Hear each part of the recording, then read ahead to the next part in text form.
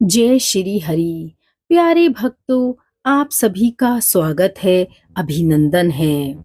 एकादशी का पुराणों में विशेष महत्व बताया गया है। 11 दिसंबर को मोक्षदा एकादशी है। मार्गशीर्ष माह के शुक्ल पक्ष की मोक्षदा एकादशी को विशेष महत्वपूर्ण माना गया है और यह एकादशी मोक्ष प्रदान करने वाली है। इस एकादशी को गीता जयंती के नाम से भी जाना जाता है और इस दिन से ही गीता पाठ का आरंभ करना बेहद ही शुभ माना जाता है। अगर आप एकादशी का व्रत कर रहे हैं तो जिस एकादशी का आप व्रत कर रहे हैं उसकी कथा का रसपान अवश्य करें। व्रत कथा को पढ़ने से ही व्रत के फल की पूर्ण प्राप्ति होती है। आज हम भगवान विष्णु के चरणों में ध्यान करते हुए मोक्षदा एकादशी की पवित्र पावन कथा को सुनेंगे। जय श्री हरि। मोक्षदा एकादशी व्रत की कथा। धर्मराज युधिष्ठिर कहने लगे कि हे भगवान, मैंने मार्गशीर्ष कृष्ण एकादशी अर्थात उत्पन्ना एकादशी का सविस्तार वर्णन सुना है। अब आप कृपया करके मुझे मार्गशीर्ष माह के शुक्ल पक्ष की एकादशी के विषय में बतलाइए। इस एकादशी का क्या नाम है तथा इसके व्रत का क्या विधान है? इसकी विधि क्या है? इसका व्रत करने से किस फल की प्राप्ति होती है? कृपया यह सब विधान पूर्वक कहिए। भगवान श्री कृष्ण बोले, मार्गशीर्ष माह के शुक्ल पक्ष में आने वाली इस एकादशी को मोक्षदा एकादशी कहा जाता है। यह व्रत मोक्ष देने वाला तथा चिंतामणि के समान सब कामनाएं पूर्ण करने वाला है, जिससे आप अपने पूर्वजों के दुखों को खत्म कर सकते हैं। इसका महात्म्य मैं तुमसे कहता हूँ, ध्यान पूर्वक सुनो। गोकुल नाम के नगर में बैखानस नामक राजा राज्य करता था। उसके राज्य में चारों वेदों के ज्ञाता ब्राह्मण रहते थे। वह राजा अपनी प्रजा का पुत्रवत पालन करता था। एक बार रात्रि में राजा ने एक स्वप्न देखा कि उसके पिता नरक में हैं। उसे बड़ा आश्चर्य हुआ। प्रातः वह विद्वान ब्राह्मणों के पास गया और अपना स्वप्न सुनाया।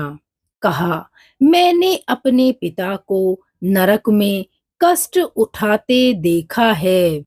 उन्होंने मुझसे कहा कि हे पुत्र, मैं नरक में पड़ा हूँ, यहाँ से तुम मुझे मुक्त कराओ। जब से मैंने ये वचन सुने हैं तब से मैं बहुत बेचैन हूँ। चित्त में बड़ी अशांति हो रही है।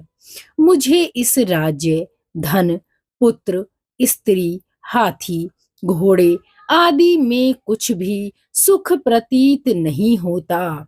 क्या करूं? राजा ने कहा, हे ब्राह्मण देवताओं, इस दुख के कारण मेरा सारा शरीर जल रहा है। आप कृपया करके कोई तप, दान, व्रत आदि ऐसा उपाय बताइए जिससे मेरे पिता को मुक्ति मिल जाए। उस पुत्र का जीवन व्यर्थ है जो अपने माता पिता का उद्धार ना कर सके। एक उत्तम पुत्र जो अपने माता पिता तथा पूर्वजों का उद्धार करता है, वह 1000 मूर्ख पुत्रों से अच्छा है। जैसे एक चंद्रमा सारे जगत में प्रकाश कर देता है, परंतु हजारों तारे नहीं कर सकते। ब्राह्मणों ने कहा, हे राजन, यहाँ पास ही भूत, भविष्य, वर्तमान के ज्ञाता पर्वत ऋषि का आश्रम है। आपकी समस्या का हल वे जरूर करेंगे। ऐसा सुनकर राजा मुनि के आश्रम पर गया। उस आश्रम में अनेक शांत चित्त योगी और मुनि तपस्या कर रहे थे। उसी जगह पर्वत मुनि बैठे थे। राजा ने मुनि को साष्टांग दंडवत किया।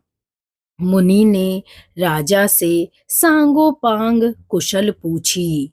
राजा ने कहा कि महाराज, आपकी कृपा से मेरे राज्य में सब कुशल है, लेकिन अकस्मात मेरे चित्त में अत्यंत अशांति होने लगी है। ऐसा सुनकर पर्वत मुनि ने आंखें बंद की और भूत विचारने लगे। फिर बोले, हे राजन, मैंने योग के बल से तुम्हारे पिता के कुकर्मों को जान लिया है। उन्होंने पूर्व जन्म में कामातुर होकर एक पत्नी की रति दी, किंतु सौत के कहने पर दूसरे पत्नी को ऋतुदान मांगने पर भी नहीं दिया। उसी पाप कर्म के कारण तुम्हारे पिता को नरक में जाना पड़ा। तब राजा ने कहा, इसका कोई उपाय बताइए। मुनि बोले, हे राजन, आप मार्गशीर्ष एकादशी का उपवास करें और उस उपवास के पुण्य को अपने पिता को संकल्प कर दें। इसके प्रभाव से आपके पिता की अवश्य नरक से मुक्ति होगी। मुनि के ये वचन सुनकर राजा महल में आया और मुनि के कहने अनुसार कुटुंब सहित मोक्षदा एकादशी का व्रत किया। इसके उपवास का पुण्य उसने पिता को अर्पण कर दिया। इसके प्रभाव से उसके पिता को मुक्ति मिल गई और स्वर्ग में जाते हुए वे पुत्र से कहने लगे, हे पुत्र, तेरा कल्याण हो। यह कहकर स्वर्ग चले गए। मार्गशीर्ष मास की शुक्ल पक्ष की मोक्षदा एकादशी का जो व्रत करते हैं, उनके समस्त पाप नष्ट हो जाते हैं। इस व्रत से बढ़कर मोक्ष देने वाला कोई व्रत नहीं है। इस दिन गीता जयंती मनाई जाती है। साथ ही यह धनुर्मास की एकादशी कहलाती है।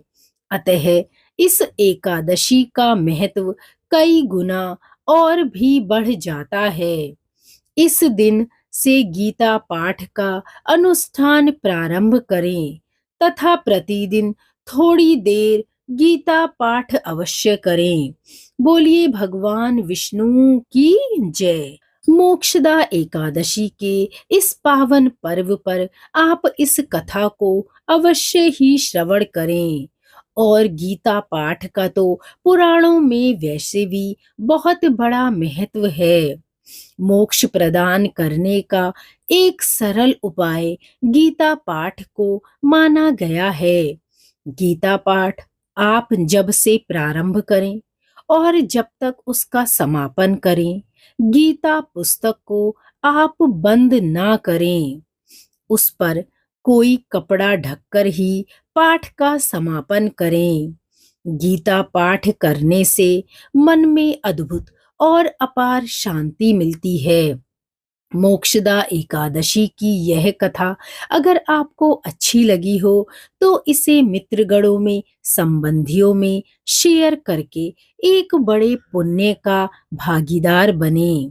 श्री हरि विष्णु और माँ लक्ष्मी की कृपा आप सभी पर सदैव ही बनी रहे। इसी मंगल कामना के साथ हम मिलेंगे अगली वीडियो में। धन्यवाद।